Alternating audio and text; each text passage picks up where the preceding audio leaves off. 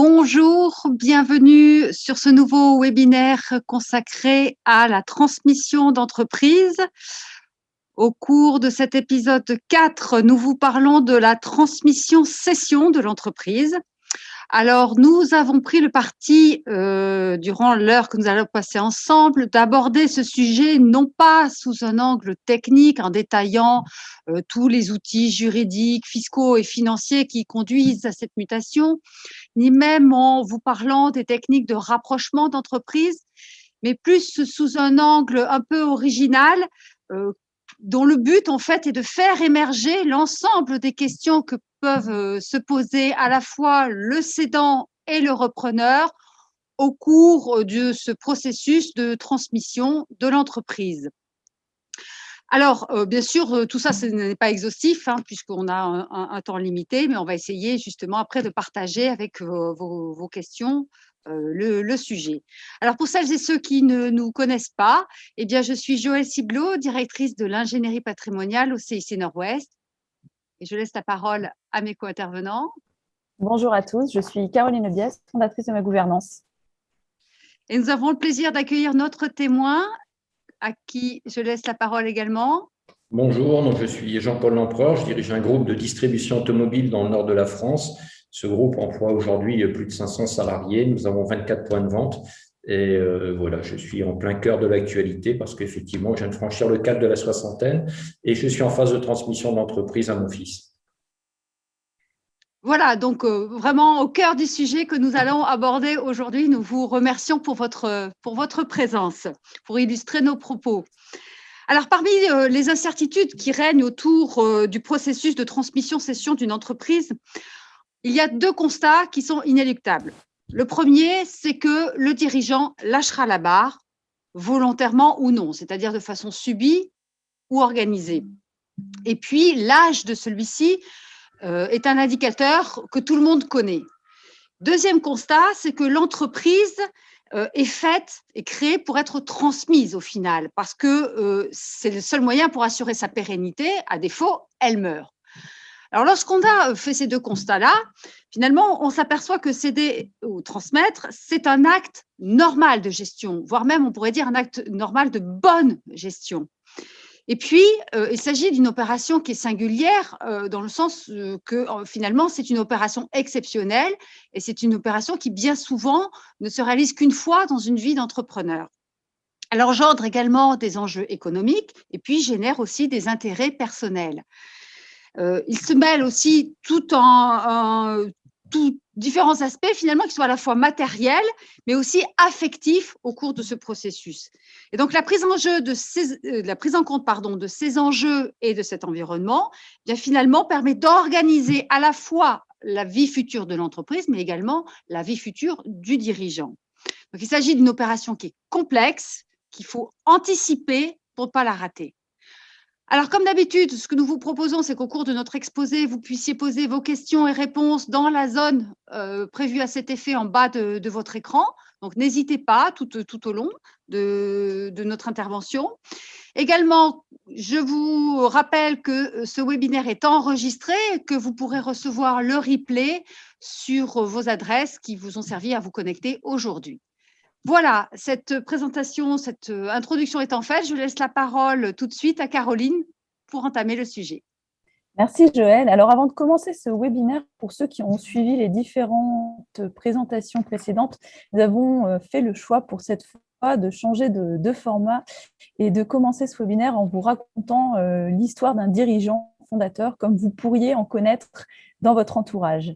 L'homme que vous apercevez au centre de cette image s'appelle Bertrand. Il vient de passer le cap de la soixantaine. Cela fait 32 ans qu'il dirige avec beaucoup de passion et d'efficacité l'affaire qu'il a créée lui-même peu de temps après la naissance de son fils Arthur, en revenant d'un voyage aux États-Unis. Des hauts et des bas, il en a connu, surtout les 10 premières années. Désormais, cette période est derrière lui. Son activité tourne bien. L'entreprise compte pas loin de 100 collaborateurs.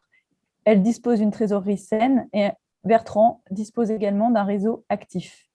Cette entreprise fait partie intégrante de sa vie, de son couple, de sa famille. C'est leur patrimoine, du temps passé inestimable et d'ici peu, pourquoi pas, l'assurance d'une retraite confortable. si un repreneur se présente. Mais au fond de lui, quand il y pense, il n'imagine pas un instant que quelqu'un d'autre qu'un de ses enfants reprenne l'entreprise. D'ailleurs, il a sa petite idée sur le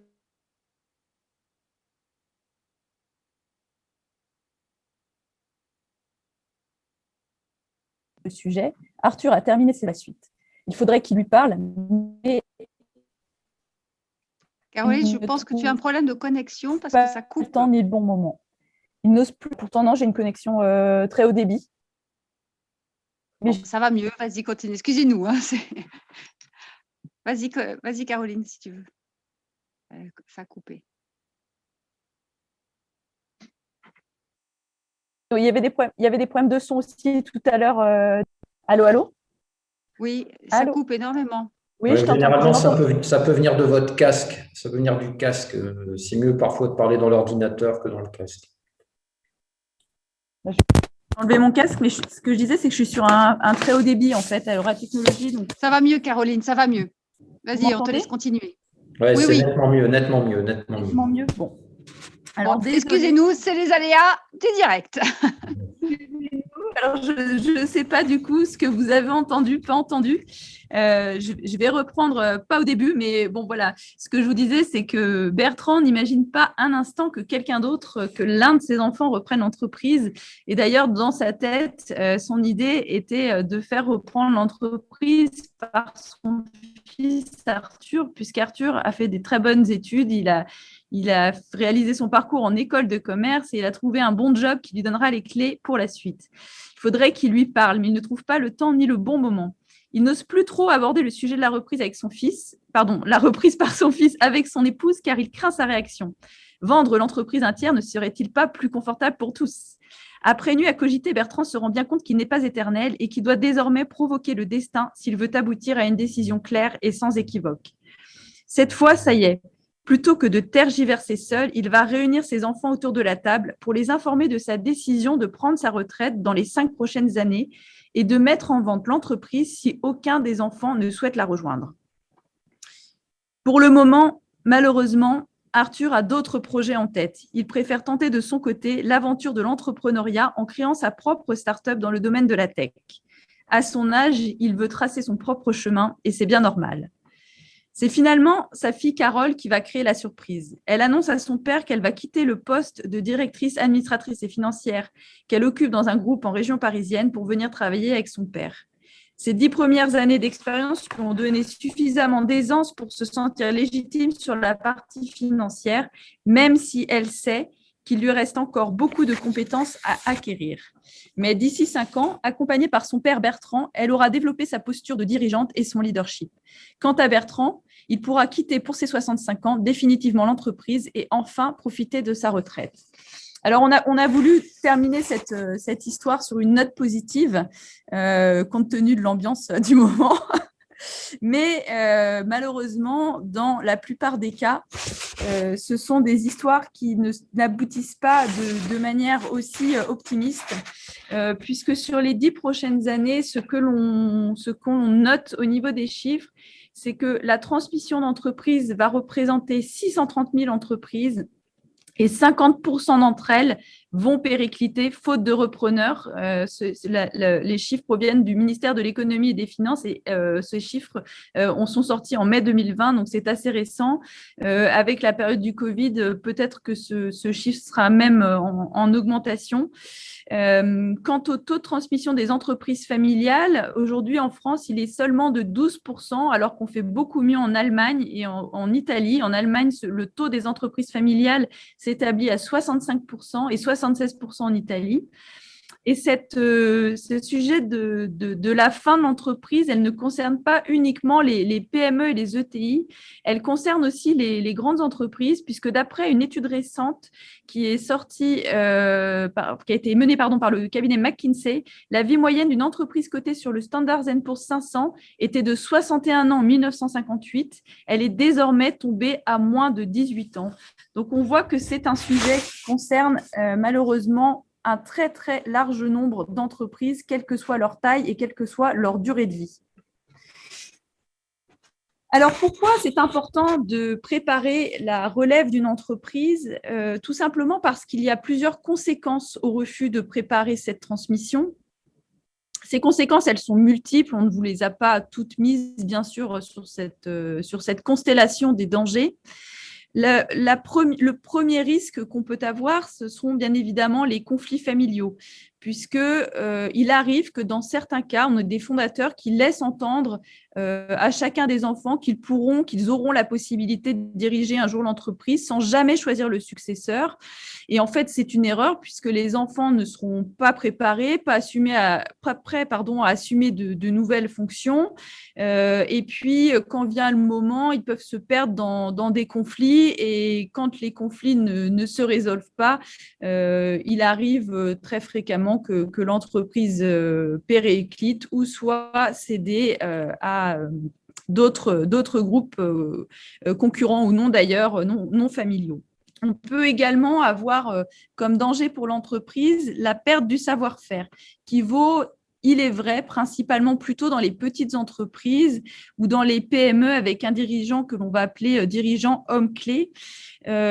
Quand la PME, l'entreprise a vécu et s'est développée parce que, en tant que dirigeant, vous avez réussi à produire et à élaborer des produits, des méthodes, des procédés de façon différente et exclusive, si vous n'organisez pas ce changement de main parce qu'il est brutal, vous avez un décès, une maladie ou quoi que ce soit, sans préparation, le risque est quand même de perdre d'un coup, d'un seul, un ensemble de connaissances qui auront été accumulées au fil du temps. Troisième danger, c'est la perte de collaborateurs clés. En effet, lorsqu'il y a des conflits d'actionnaires familiaux par exemple, ou de l'incertitude qui est ressentie par les collaborateurs, ça n'est vraiment jamais de nature à aider à conserver ces collaborateurs, en tout cas les meilleurs.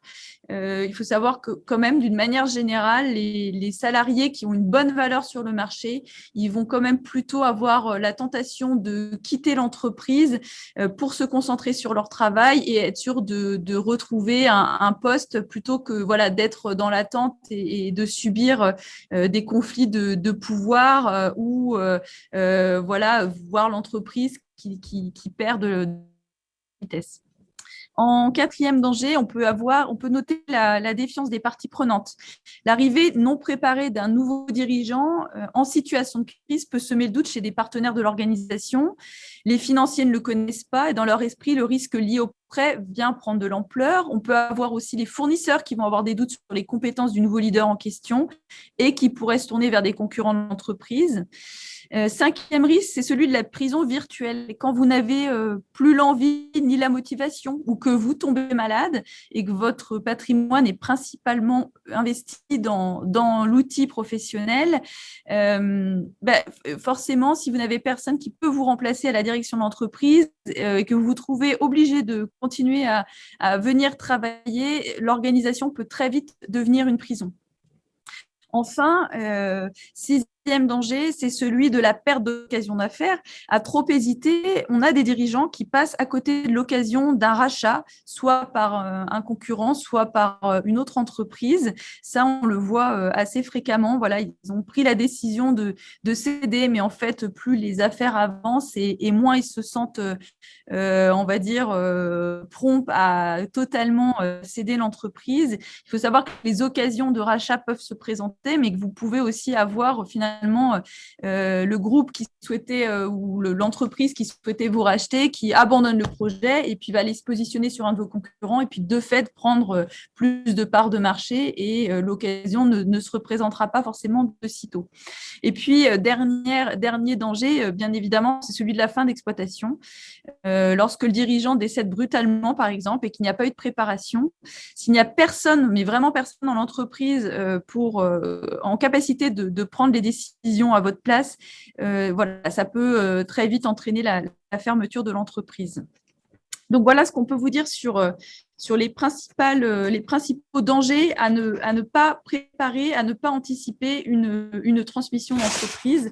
Et je passe la main à Joël qui va vous parler des idées reçues fréquemment émises au sujet de la transmission.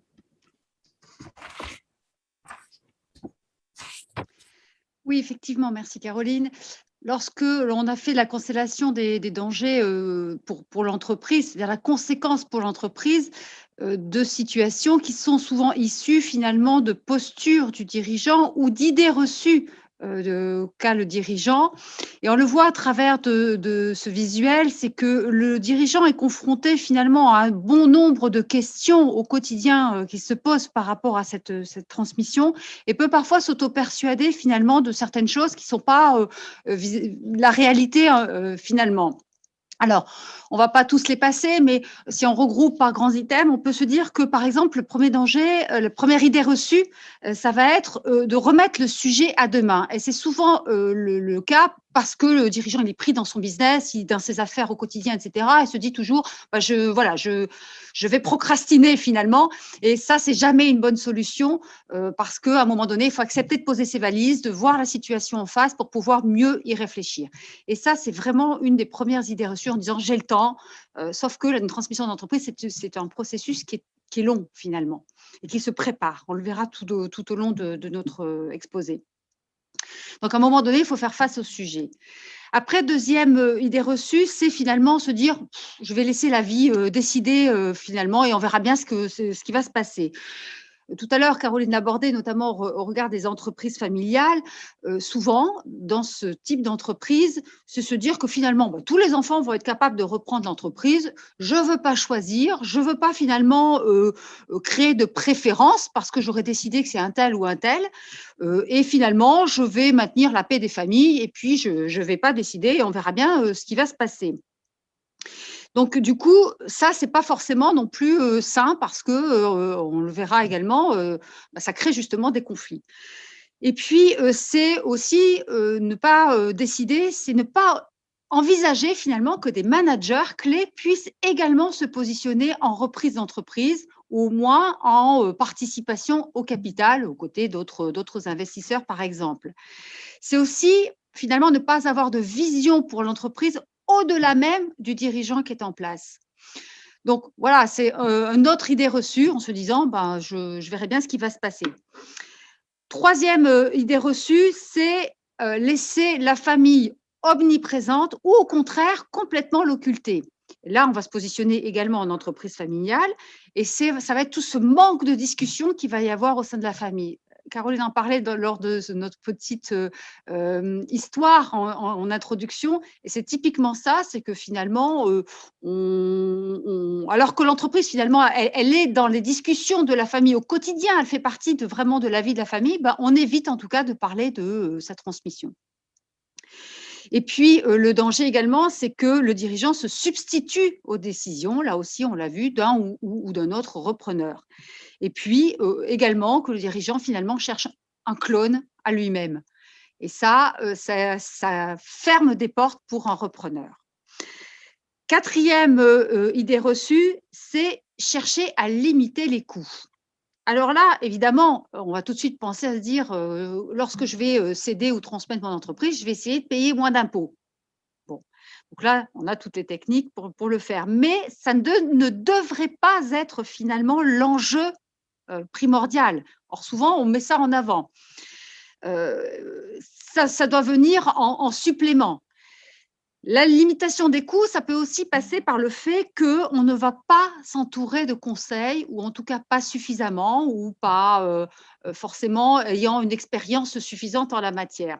Et c'est souvent une fausse bonne idée parce que les conseils extérieurs, quels qu'ils soient, vont finalement apporter, d'une part, leur expérience, je viens de le dire, pour faire mûrir, maturer le projet, mais également vont avoir cette espèce de prise de recul par rapport à la situation et puis vont finalement permettre aux dirigeants de passer outre certaines choses qui pourraient être du domaine de l'affectif. Et ça, c'est souvent le plus difficile à passer. Et puis, c'est évidemment une aide opérationnelle par rapport à la recherche de repreneurs, à la rédaction d'actes, au financement évidemment, et puis à la construction de tout ce qui est après-cession sur un angle personnel, mais aussi pour l'entreprise. Et enfin, la cinquième idée reçue qu'on peut voir aujourd'hui, c'est avoir peur du lendemain. Et ça, finalement, ne pas se poser cette question-là, c'est franchement bloquant parce qu'on peut avoir des peurs liées au patrimoine en se disant tout simplement la cession, ça peut être synonyme de perte de revenus. Comment vais-je vivre au final une fois que je n'aurai plus l'entreprise, je n'aurai plus mes revenus, que ce soit des dividendes ou du salaire, par exemple. Donc, il va bien falloir à un moment donné que j'organise ça, ma vie future. Alors, il y a des solutions, bien sûr, mais on a dit qu'aujourd'hui, ce n'était pas l'objet de ce webinaire. Et puis, autre sujet sur un angle patrimonial, ça va être le respect, en fait, de l'égalité entre les héritiers. Lorsque l'on a une entreprise qui est dans le patrimoine, qui constitue le mastodonte, j'allais dire l'actif principal d'un patrimoine, le transmettre à l'un ou à l'autre, on peut se dire, du coup, je vais complètement déséquilibrer, je vais favoriser un héritier par rapport à un autre. Voilà.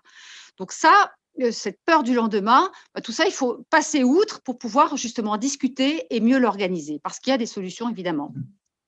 Et donc, cette peur du lendemain, c'est aussi, peut induire le fait, je n'ai pas tout à fait fini, Caroline, cette peur du lendemain, en fait, c'est aussi refuser d'en parler, alors soit par pudeur, soit par manque de méthode, soit tout simplement parce qu'on a peur finalement de perdre la confidentialité, se dire, oui, mais si je commence à en parler, on va savoir à qui je vais vendre et combien je vais vendre. Donc, tout ça, c'est vraiment, ça se prépare, ça s'entoure, il ne faut pas avoir peur de ça. Voilà. Autre chose, c'est refuser de voir la vie en face et ne plus se dire, voilà, si j'ai plus l'entreprise, si je travaille plus dans l'entreprise, finalement, je ne vais plus rien faire de mes journées. Et tout le monde n'a pas forcément envie d'aller ne rien faire ou faire le farniente. Ce n'est pas forcément une solution pour tout le monde. Et les dirigeants d'entreprise, ce n'est pas parce qu'ils ont cédé ou vendu qu'ils n'ont envie de rien faire de leur vie. Donc, tout ça aussi, ça se prépare pour ne pas justement avoir peur du lendemain. Donc, en fait, ce qu'il faut faire, c'est que tous ces projets, qu'ils soient personnels ou professionnels, ça se prépare.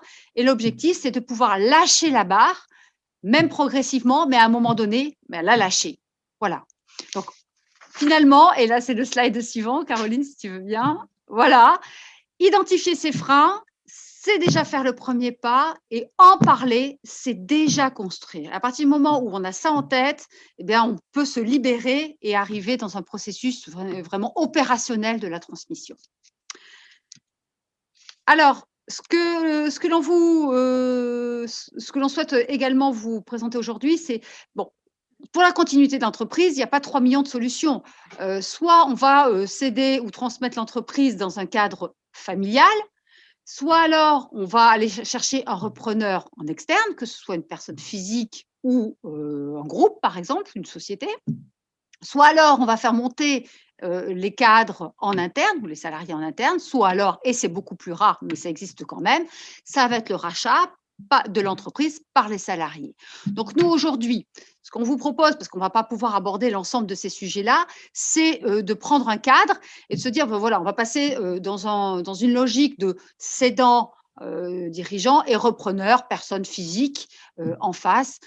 Sachant qu'on le verra notamment par le témoignage de Monsieur l'Empereur, on a d'autres situations, notamment dans le cadre familial. Alors, ici, on vous présente en fait les temps forts du passage de témoin. Je vais laisser Caroline vous le présenter. Oui, on a 4 temps forts. Ah, vous m'entendez? Vous m'entendez? Oui, on t'entend. Ah, d'accord, très bien. Donc, 4 temps forts. Premier temps fort, la préparation, l'anticipation. Ensuite, la communication, à qui je communique, à mes proches, à comment je communique au personnel, à mes actionnaires. L'intégration du repreneur, est-ce que je reste pour accompagner le repreneur? Est-ce que je reste comme dirigeant salarié ou est-ce que je quitte tout de suite le navire?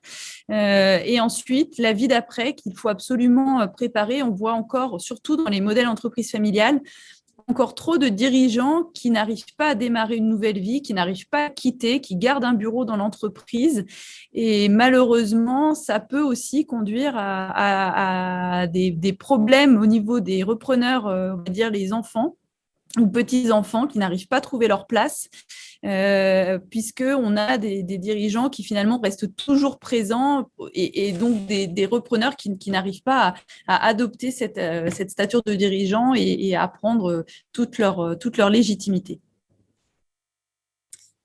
Je passe à la suivante. Alors, la première question, quand on est dirigeant, il y a souvent deux moments.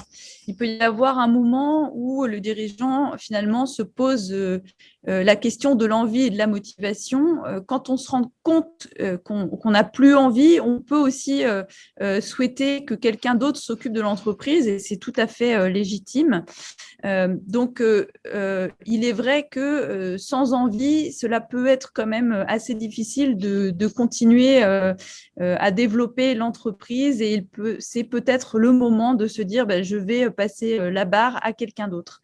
Et puis, la question qui revient assez régulièrement, ce n'est pas forcément l'envie, mais c'est un dirigeant qui arrive à la soixantaine, souvent pressé par son conjoint, qui aimerait passer plus de temps, qui en a souvent qui a dîné, déjeuné de l'entreprise toute sa vie et qui aimerait profiter de son conjoint un peu plus pour la retraite. Et donc, là encore, on va avoir des questions qui se posent sur la meilleure façon d'être prêt. Est-ce que je suis prêt à prendre ma retraite? Est-ce que je suis prêt à trouver une autre occupation et à assurer mon train de vie? En quelque sorte, l'idée, c'est de se dire quel va être mon projet sur les 5 ans? Est-ce que je vais trouver des occupations? Comment est-ce que je vais assurer mon train de vie? Donc là encore, il y a plein de solutions, mais ce n'est pas l'objectif du webinaire. Et puis, la deuxième question qui va venir tout de suite après, c'est à qui vendre? Est-ce que je vais être en mesure de vendre à un membre de la famille ou au contraire, est-ce que les membres de la famille restent actionnaires et je fais venir un dirigeant extérieur ou je fais monter un collaborateur qui est compétent, capable de reprendre l'entreprise ou au contraire, est-ce que je vends totalement à un tiers, donc soit une personne physique, soit un groupe, un concurrent ou un non-concurrent. Et donc, pour ce faire, il va falloir quand même aller trouver des appuis auprès de réseaux qui vont être à même d'aider le dirigeant à aller chercher des repreneurs et à en parler pour être bien conseillé. Alors, de la même façon, du côté, vous avez compris sur le visuel, on a un côté vendeur et un côté acheteur, puisqu'on a essayé finalement de se positionner de ces deux côtés, parce que chacun a des questions à se poser, et notamment la même question, est-ce que côté repreneur, est-ce que je suis prêt, alors là en l'occurrence prête, est-ce que je suis prêt à reprendre une entreprise au-delà simplement des capacités financières, hein, on parle bien vraiment de préparation personnelle. Est-ce que, par exemple, j'ai le profil d'un entrepreneur, tout simplement? Est-ce que j'ai la capacité à avoir cette vision à long terme, à prendre des décisions, avoir une intelligence pratique? Est-ce que j'ai la capacité à assumer, on va dire, toutes les obligations qui vont être liées à un mandat social, avec tous les risques que ça comporte? Est-ce que je vais pouvoir assumer la responsabilité sociale qu'a le dirigeant, notamment à l'égard de ses salariés? Est-ce que finalement, je vais avoir suffisamment de résilience face au stress, face à l'imprévu? Tout ça, finalement, c'est du comportemental, mais ce sont des questions qui sont primordiales et on se présume pas dirigeant d'entreprise parce qu'on a envie d'acheter une entreprise en se levant le matin. Et puis également, est-ce que ma famille va me suivre finalement dans ce projet? On ne se pose pas souvent la question, sauf que on le sait, reprendre une entreprise, c'est une charge mentale, c'est énormément de temps à y consacrer, c'est beaucoup d'implications. Donc en fait, si c'est pour laisser ma famille sur le bord de la route, bien souvent, il vaut mieux se poser cette question-là avant. Est-ce que tout le monde est embarqué dans le même projet avec moi? Après, la deuxième question, de la même façon, c'est oula, j'ai plus le visuel. C'est à quelle entreprise je vais acheter, c'est-à-dire comment je vais finalement élaborer concrètement mon projet, à la fois le secteur, la taille, le prix, bien évidemment, et tout ce qui tourne autour finalement de la dimensionnement de ce projet. Et de la même façon, comment je vais identifier les entreprises qui pourraient me correspondre sur le marché. Donc, savoir s'entourer également. Deuxième stade de la préparation, c'est la communication. Alors, côté repreneur, pour Caroline, j'ai l'impression qu'on l'a perdu. J'ai l'impression qu'on a perdu Caroline. Non? C'est pas grave, je vais vous faire côté c'est bon? Vous m'entendez? Oui, ça y est, on t'entend. Ouais, j'ai été déconnectée, il y a eu un souci. Alors, on en était à communiquer côté repreneur. Oui, voilà, très bien. Oui, donc la communication, on l'a dit, c'est un sujet qui est très sensible puisque la plus grande crainte du cédant, c'est que l'information fuite et qu'elle finalement soit hors de contrôle. Donc il y a sur le pan de la communication, bon, bien souvent, c'est quand même le conjoint qui est le premier informé. Je pense que quand on partage sa vie avec quelqu'un, informer ses proches, c'est quand même la moindre des choses. Enfin, en tout cas, c'est peut-être pas forcément tout de suite les autres membres de la famille, mais en tout cas le conjoint. Et puis ensuite vient dans un deuxième temps la question de la communication aux tiers, donc à savoir les collaborateurs mais également les autres parties prenantes, sachant que dans ce même temps, le dirigeant ne passe pas tout son temps sur la préparation de la transmission, mais parce que les affaires continuent à tourner. Donc, voilà, il faut gérer cet aspect business qui continue à s'exercer et en même temps préparer ce plan de reprise. Donc, pour les collaborateurs, je crois que le plus tard est quand même le mieux parce que le risque, quand on informe trop vite d'un projet de cession, c'est de démotiver les personnes et de susciter de l'inquiétude. Donc, je pense que les collaborateurs ont plutôt intérêt à être informés au dernier moment, voilà, dans le cadre de la loi Hamon, mais pas non plus trop en avance. Et enfin, pour les parties prenantes, je pense que pour des gros clients ou des gros fournisseurs, ça peut être important de les tenir informés le moment venu. Mais pour la grande majorité, je pense que pour eux, c'est globalement un non-événement. L'idée, c'est quand eux sont clients ou fournisseurs, ils n'achètent pas directement aux dirigeants, mais plutôt à l'entreprise. Donc, la nécessité de communiquer va plutôt venir vraiment en tout bout de course, mais n'est pas pour eux d'une importance capitale. Alors, côté repreneur, la question qui peut être amenée à se poser, c'est comment recueillir les informations. Bon, on l'a déjà évoqué, donc je ne vais pas forcément détailler les choses, mais évidemment s'entourer de professionnels, mais également apprendre tout ce qui est pratique de l'entreprise, ses codes, son ADN, pour pouvoir mieux s'en imprégner. Et puis, ça va être aussi formuler son intention au bon moment. Et là, c'est important parce qu'en fait, il va falloir graduer son intention en fonction des étapes du processus. Et notamment, par exemple, on va avoir le premier temps de l'aval, ça va être la lettre d'intention, qui va être avant le protocole d'accord, qui est beaucoup plus engageant. Et ça va permettre finalement d'engager toute la démarche, de formaliser finalement la volonté de vouloir négocier, mais également d'instaurer une dynamique d'échange des informations, notamment des informations qui sont sensibles, et puis aussi éviter les non-dits qui pourraient être préjudiciables à un accord final. Et puis, ça va être sécuriser évidemment la démarche dans le cadre d'une exclusivité des négociations. Alors, troisième temps de la marche. Pardon, tu avais terminé, Joël ? Oui, on n'a pas parlé, c'est vrai, de la transparence, je comptais revenir dessus. Il arrive dans certains processus de cession qu'on sente de la réticence de la part des cédants à communiquer des informations comme s'il y avait une peur viscérale, soit d'être trompé, soit que l'entreprise se désengage au dernier moment. Et c'est vrai que quand on se place côté acquéreur, le défaut de transparence peut très vite en fait mettre des doutes sur l'opportunité du rachat. Donc, je crois que c'est important en tant que dirigeant d'être transparent sur les informations demandées pour pouvoir aussi rassurer les acquéreurs. Donc, le troisième point, intégrer ou quitter, on en a parlé tout à l'heure.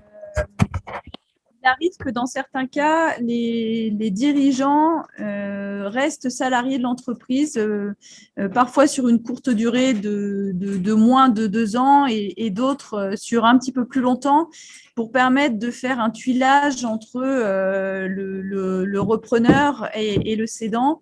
Malheureusement, c'est souvent des configurations où sur le long terme, les choses ne se passent pas forcément très, très bien, puisque qu'on a d'un côté un dirigeant qui a connu l'entreprise pendant très longtemps, qui est identifié comme tel par les collaborateurs, par les parties prenantes, et un nouvel arrivant qui veut prendre sa place de dirigeant et qui, de facto, a du mal à déployer sa posture puisqu'il a, le cédant à ses côtés.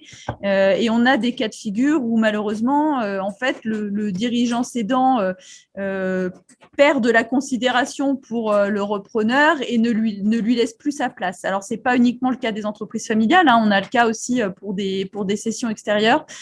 Donc, c'est vrai que dans la majorité des cas, si on se place côté acquéreur, il est quand même plutôt favorable que le dirigeant ne reste pas trop en place dans les lieux d'entreprise et que très vite, il déménage son bureau et puis que l'entreprise passe à autre chose pour le bien-être des deux parties. Alors, du côté du repreneur, je vais aller très vite parce que je vois que le temps tourne. La première question, évidemment, et Caroline vient de l'aborder, c'est asseoir sa légitimité. C'est primordial. Lorsqu'on a eu un dirigeant qui était emblématique auparavant, c'est encore plus difficile. Et notamment, ça va être d'instaurer sa présence vis-à-vis à la fois des instances de gouvernance qui existent déjà, mais également des collaborateurs, des parties prenantes. Ça va être également pouvoir asseoir son leadership, finalement, en acquérant des compétences, en apprenant en fait au passage finalement de témoins par le vendeur. Et puis ça va être aussi construire sa propre gouvernance, hein, notamment lorsqu'il n'y a pas d'instance de gouvernance, c'est savoir s'entourer des hommes, alors on va dire hommes avec un grand H, et en respectant finalement les valeurs, l'histoire de l'entreprise, et surtout en respectant les compétences qui sont en place. Donc finalement réussir son arrivée, c'est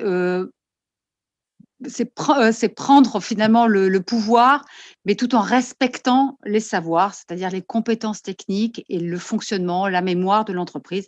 Et puis, c'est savoir être adaptable également et visionnaire. Alors, si on passe à la au quatrième stade, démarrer une nouvelle vie. Caroline ? On a parlé tout à l'heure, effectivement, il faut que le dirigeant arrive à couper le cordon avec l'entreprise. Il y a des fois où c'est difficile quand on a passé plus de 20 ans, 30 ans, qu'on a bâti de ses propres mains cette entreprise et qu'on la porte presque comme un enfant. On l'entend souvent dans le langage des dirigeants. Donc, couper le cordon, ça veut dire quoi ? Ça veut dire ne pas conserver son bureau pour en faire un lieu de pèlerinage, lâcher le pouvoir pour laisser le successeur vivre l'entreprise et la diriger comme il l'entend. À partir du moment où vous avez transmis, vous n'en êtes plus le propriétaire ou en tout cas ou même le dépositaire pour les entreprises familiales. Donc, il faut vraiment laisser les successeurs prendre toute leur place et puis assumer son départ. Je pense qu'il faut aussi oser célébrer cette nouvelle vie qui démarre, être fier du passé et confiant pour le futur parce que ça va rassurer tout le monde et puis ne pas hésiter non plus à communiquer sur sa vie future et le préparer. On a encore trop de personnes qui arrivent à la retraite et d'un seul n'ont pas d'occupation parce que ils ont vécu tout au long de leur vie l'entreprise matin, midi et soir. On peut aussi trouver une vie ailleurs. On n'est pas obligé de rester chez soi à chausser les pantoufles et le journal. Il y a des réseaux d'aide, de soutien, par exemple, aux jeunes créateurs d'entreprises, qui peut être une occupation. Il peut y avoir des associations. Il y a quand même pas mal d'activités à trouver pour démarrer une nouvelle vie et se sentir aussi utile, parce que je crois qu'il y a aussi ce sujet de après la retraite, quand on a été tellement occupé et qu'on a eu une vie foisonnante, ça peut être très difficile du jour au lendemain de se dire j'ai plus de rendez-vous, je vois plus les personnes, je suis plus dans les after work, enfin je sais pas comment on peut appeler ça, les conférences, les séminaires. Donc il faut absolument préparer cette vie d'après.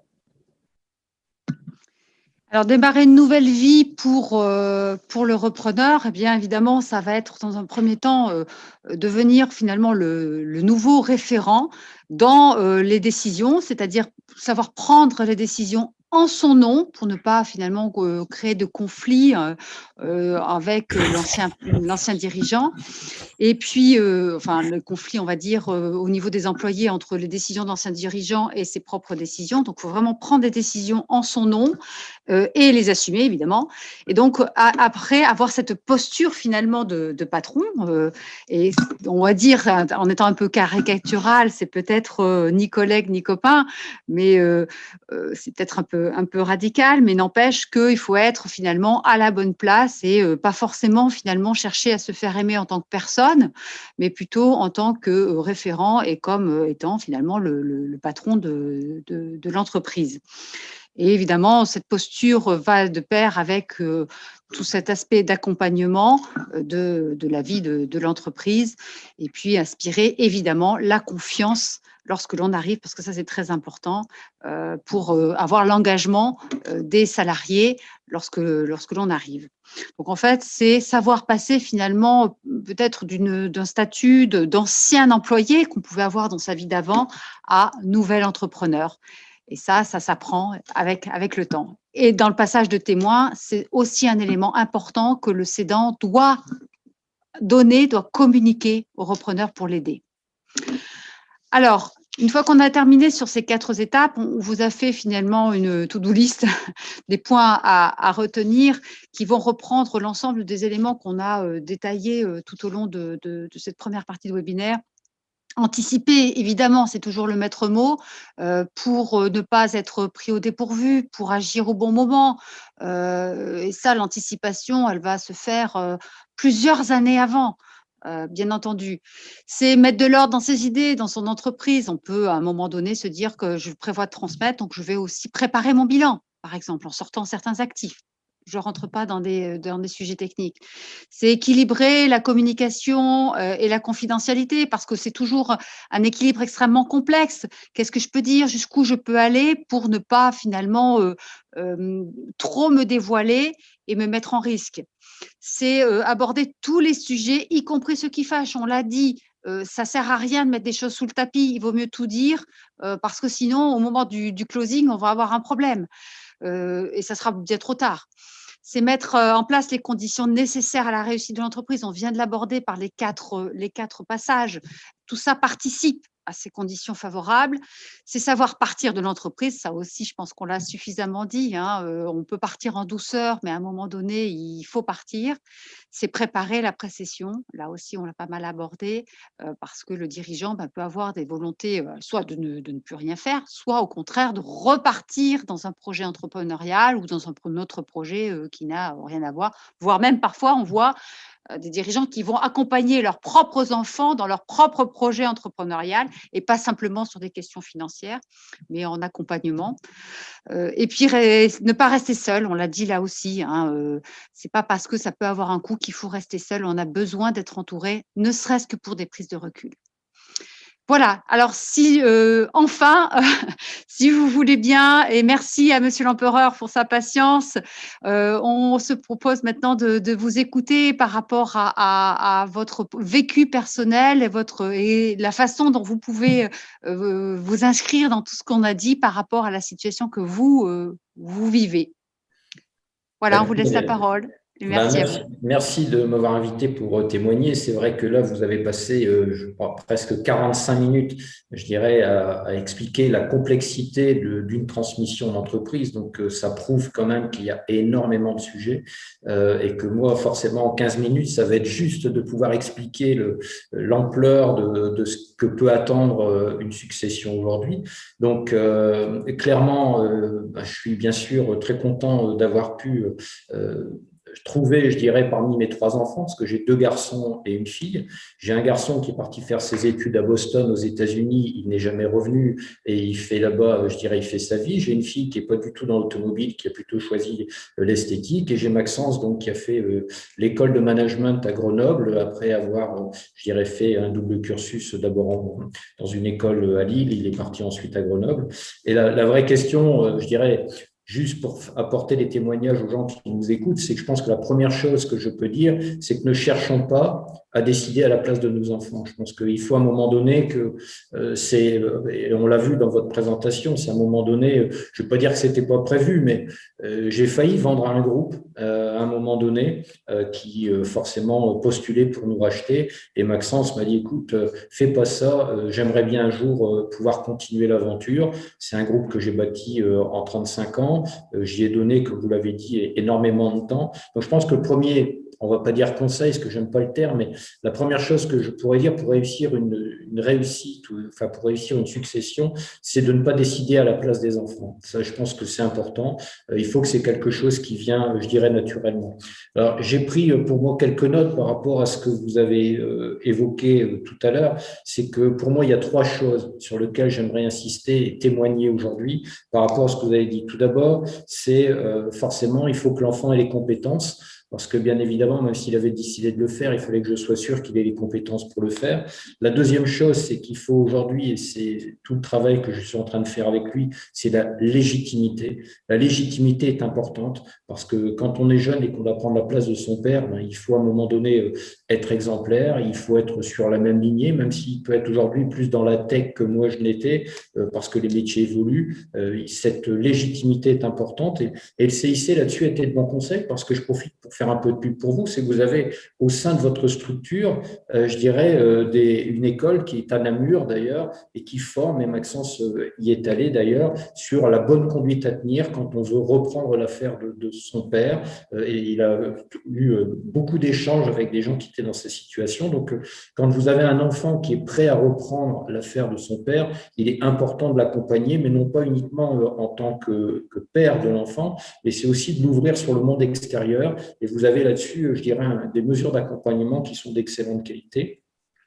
Et ensuite, et vous l'avez surtout insisté, c'est la préservation de la famille. Parce qu'aujourd'hui, quand vous avez 3 enfants, vous en avez un qui reprend l'affaire, qu'est-ce que font les 2 autres?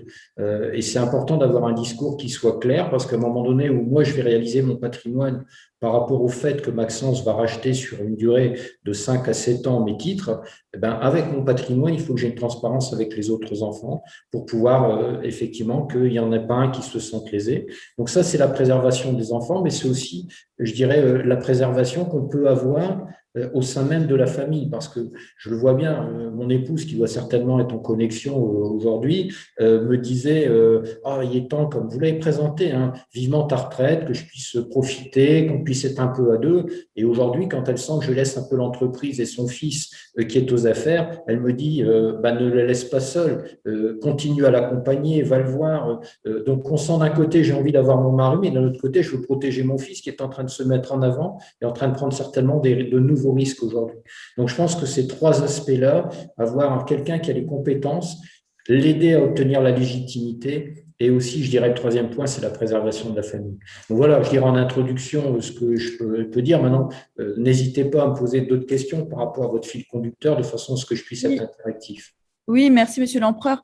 La première question, c'est peut-être comment est-ce que vous avez préparé l'entrée de Maxence dans l'entreprise ? Je dirais que il faut compter. Hein.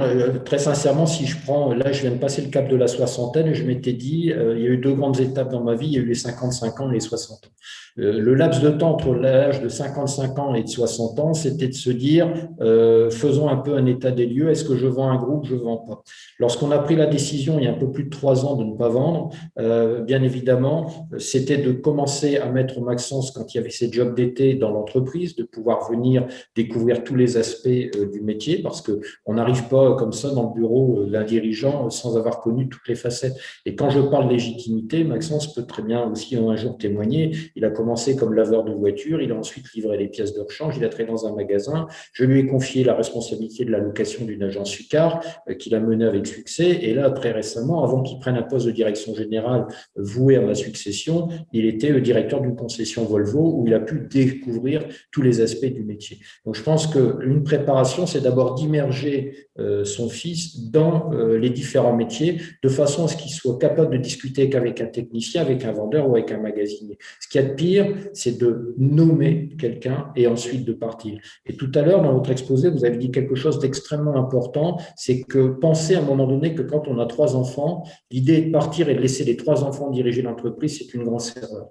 Parce que pendant 34 ans, j'ai racheté des affaires. Et chaque fois que j'ai racheté des affaires, c'était ou le fils qui avait bouffé le patrimoine du père, ou c'était de la mésentente entre les 3 enfants. Parce que entre s'entendre dans la vie familiale et s'entendre pour diriger une entreprise, on n'est plus du tout dans le même cas de figure.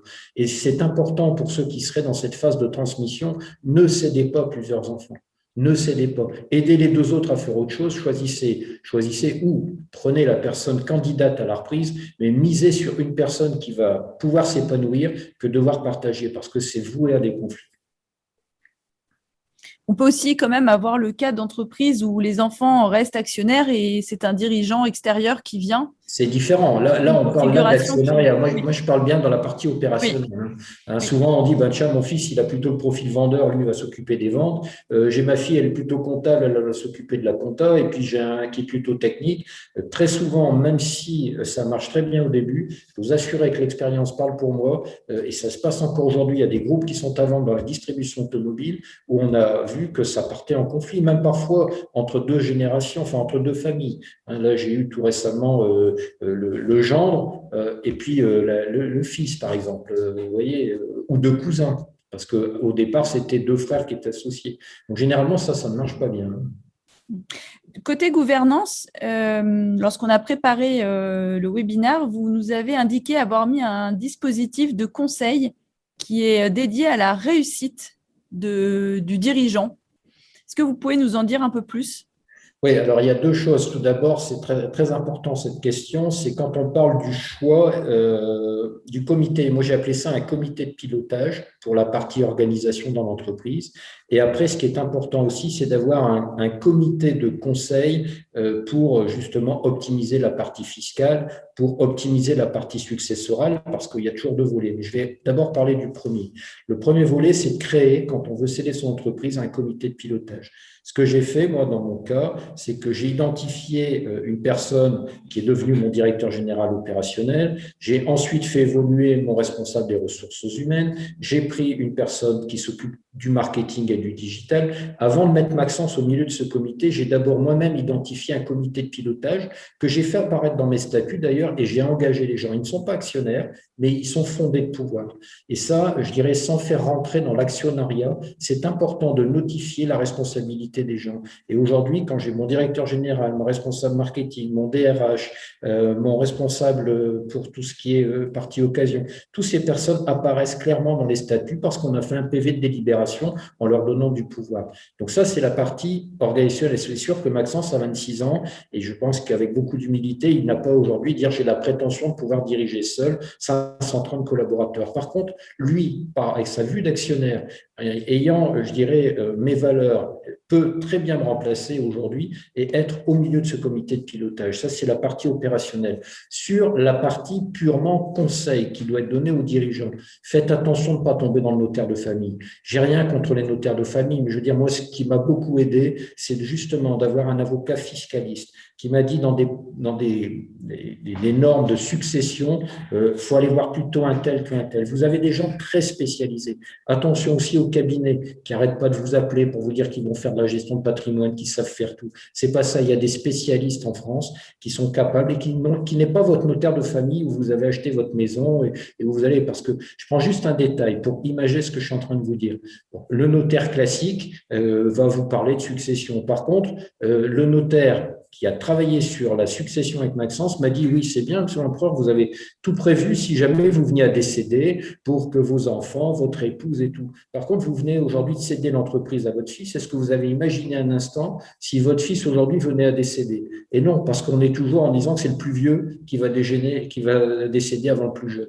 Et à aucun moment, on vous dit « Oui, mais si jamais, malheureusement, chose que bien évidemment personne ne souhaite, mais c'était l'inverse, qu'est-ce qui se passerait ?» Et bien là, ce n'était pas prévu. Aujourd'hui, c'est prévu avec des clauses de retour. Parce que imaginez que Maxence soit jeune, qu'il a un enfant de 6 mois et qui vient à décéder, il détient 100% du capital. Le groupe serait mis sous tutelle, par exemple. C'est un exemple. Ça veut dire que l'enfant qui est l'héritier direct de Maxence serait pas en âge de diriger et le groupe est mis sous tutelle. Et je n'aurais même pas mon mot à dire. Donc, toutes ces choses, toutes ces préoccupations, toutes ces préparations, il faut prendre des gens spécialisés qui sont non pas le notaire de famille, le comptable qui a l'habitude de faire les fiches de paye et le bilan, sont des gens tout autres qui ont une vue et qui sont expérimentés et qui vont balayer tous les sujets de la succession. Vous avez raison, il y a des sujets en effet qui sont techniques et qui méritent d'être travaillés et spécifiés parce que les accidents n'arrivent pas qu'aux autres. Et alors, si on se place côté dirigeant, parce qu'on en a certainement qui nous écoutent aujourd'hui et qui se posent la question de la vie d'après, pour vous, comment est-ce que vous avez envisagé les choses dès le départ et plus particulièrement votre vie d'après? Alors, pas forcément d'un point de vue vie personnelle, mais plutôt suite de votre vie professionnelle, à la fois pour vous occuper et en même temps pour réussir à laisser suffisamment de place à votre fils, parce que vous l'avez dit, vous avez eu l'envie de transmettre, vous l'avez fait, et en même temps, de l'autre côté, vous avez votre épouse qui vous dit « Oula, attention, il faudrait pas quand même le laisser trop vite, trop seul dans l'entreprise. » Donc, il y a un équilibre à trouver, j'imagine. Oui, ça a été très simple, c'est-à-dire que quand j'ai décidé à un moment donné de faire cette session, moi j'ai gardé la partie croissance externe du groupe, c'est-à-dire aujourd'hui Maxence continue à gérer l'opérationnel, il est tous les jours dans les affaires, il répond à toutes les sollicitations, et moi volontairement ça me permet de prendre du recul par rapport à la vie que j'avais qui était quand même très occupée. Par contre, vous savez qu'en plus avec le Covid, il y a plein d'opérations qui sont en cours. On est en train de créer, par exemple, le motoparc. On va créer un centre moto sur Arras. Je dirais qu'aujourd'hui, je travaille forcément en retraite parce que je ne suis plus salarié du groupe, donc j'ai pris le recul. Mais je suis conseil, donc c'est-à-dire aujourd'hui, j'ai des réunions avec des architectes. Je vais voir les élus locaux. J'étais encore avec la mairie d'Arras il n'y a pas très longtemps pour obtenir un terrain. Je m'occupe de la partie croissance. La partie opérationnelle, c'est devenu son business. Et je dirais que j'ai presque inversé les rôles. C'est moi qui me réfère à lui aujourd'hui en disant attention. Là, on va engager quelque chose qui va être de la croissance externe. Est-ce que tu t'en sens capable? Est-ce que tu as envie d'y aller ou pas y aller? Parce que demain, la dette, c'est lui qui la remboursera, c'est plus moi. Et je suis plus avec un rôle de conseil, plus sur un rôle de croissance externe. Et après, bien évidemment, ça me permet aussi, et j'y prends beaucoup de plaisir aussi, de pouvoir me retrouver aussi avec mon épouse, de pouvoir me retrouver, je dirais, un peu dans un autre contexte où je prends un peu de temps pour moi, pour m'occuper de mes petits-enfants, pouvoir regarder la vie autrement, pouvoir prendre peut-être un apéritif en semaine, chose que je faisais pas avant. Voilà, pouvoir très sincèrement. Et c'est aussi un bon équilibre. Là, j'ai pris une dizaine de jours de recul, ça me fait le plus grand bien. Je vais revenir dans les affaires, on va réaborder la partie croissance, mais avec les moyens audio et vidéo qu'on a tels qu'aujourd'hui, il n'y a pas de souci, ça peut bien se passer. Vous avez un départ en douceur. On arrive à la fin du webinaire. Je pense que nous allons avoir des questions. Donc, nous vous remercions vraiment pour ce témoignage très clair et qui vient bien en illustration de nos propos. Je vais laisser la parole à Claire. Oui, alors en effet, on a eu quelques questions. On a un des participants qui nous demande, Monsieur l'Empereur, comment vous avez géré la rémunération de votre fils au début par rapport aux équipes? Je dirais que comme il travaillait comme directeur dans une concession Volvo, il avait déjà, je dirais, un revenu qui était tout à fait correct par rapport à ses fonctions. Maintenant, je dirais, j'essaye, et c'est extrêmement important, qu'il y ait une certaine équité, parce que je dis tout le temps qu'il y a deux choses, c'est la rémunération par rapport à la contribution, ça c'est important, et c'est aussi la contribution par rapport à ce que font les autres et gagnent les autres. Et donc j'ai tenu en totale transparence, même si demain c'est lui qui est le dirigeant à 100%, que son salaire par rapport au directeur général, par rapport au DRH, par rapport à tout, c'est pas parce que c'est le fils du patron et qui reprend l'affaire qu'il doit tout de suite dire c'est moi qui gagne le plus. On a essayé de respecter une certaine équité, et aujourd'hui, il sait très bien que le directeur général opérationnel gagne plus que lui, alors qu'à terme, c'est lui qui deviendra le président du groupe. Je dirais aujourd'hui, c'est une question d'équité, de contribution par rapport à l'existence. Que ce qu'il y a de pire, c'est effectivement, je ne sais plus quel est l'écrivain je pense c'est Van den Bull qui avait écrit ça, qui est de Lille d'ailleurs, la plus grande motivation des hommes au travail, c'est quand même d'être traités de manière juste et équitable. Ce n'est pas tellement la valeur, il faut que ce soit juste et équitable par rapport au comité existant. Et donc, vous expliquez aussi que vous vous occupiez maintenant des opérations de croissance externe.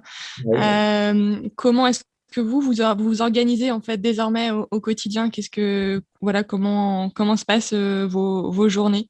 Eh ben, très sincèrement, ce que je fais, c'est que j'essaye de partir entre 15 jours et 3 semaines, donc dans ma nouvelle résidence, où j'ai quitté, je dirais là où je vivais avant, j'ai pris et tous les 3 semaines, je retourne pour 8 à 10 jours dans l'entreprise.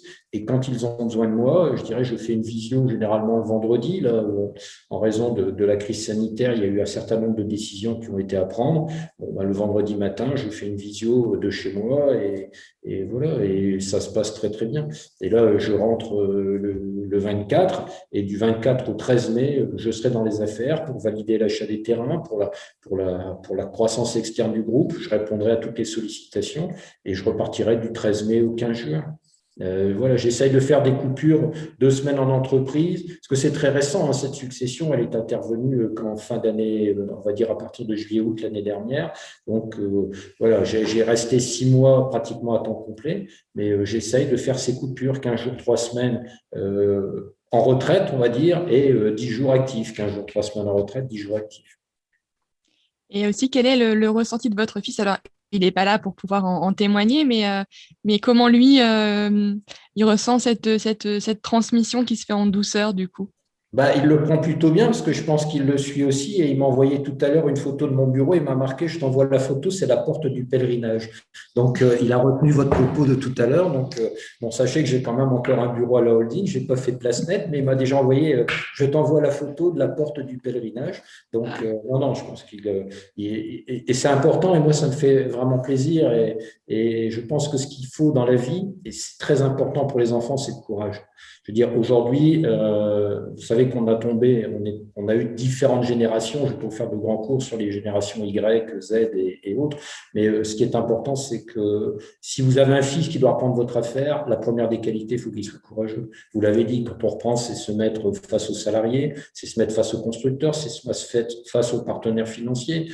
C'est tous les jours une masse de travail énorme. Et celui qui n'a pas de courage et qui n'y voit que les avantages et pas les inconvénients, c'est voué à l'échec. Donc, j'ai la chance d'avoir avec moi un fils qui est extrêmement courageux et qui a envie de réussir. Je pense qu'aujourd'hui, il dit souvent à sa mère, la chose dont je serais le plus déçu, c'est de décevoir mon père. Donc à partir de là, c'est quand lourd. même…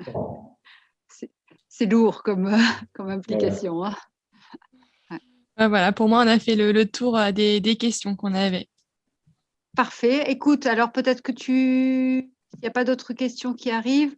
On va dire déjà merci énormément pour votre témoignage, monsieur l'empereur, parce que pour moi, c'était très clair, très transparent. Alors évidemment, comme vous l'avez dit, on n'a pas le temps d'aborder tous les sujets, mais on a déjà bien listé les situations. Merci beaucoup, passez une bonne journée. Je crois qu'on est à peu près dans le timing à 5 minutes près. Donc, malgré nos incidents de connexion, voilà, tout s'est très bien passé. À très vite, merci. Merci. Au revoir. Merci à tous, au revoir.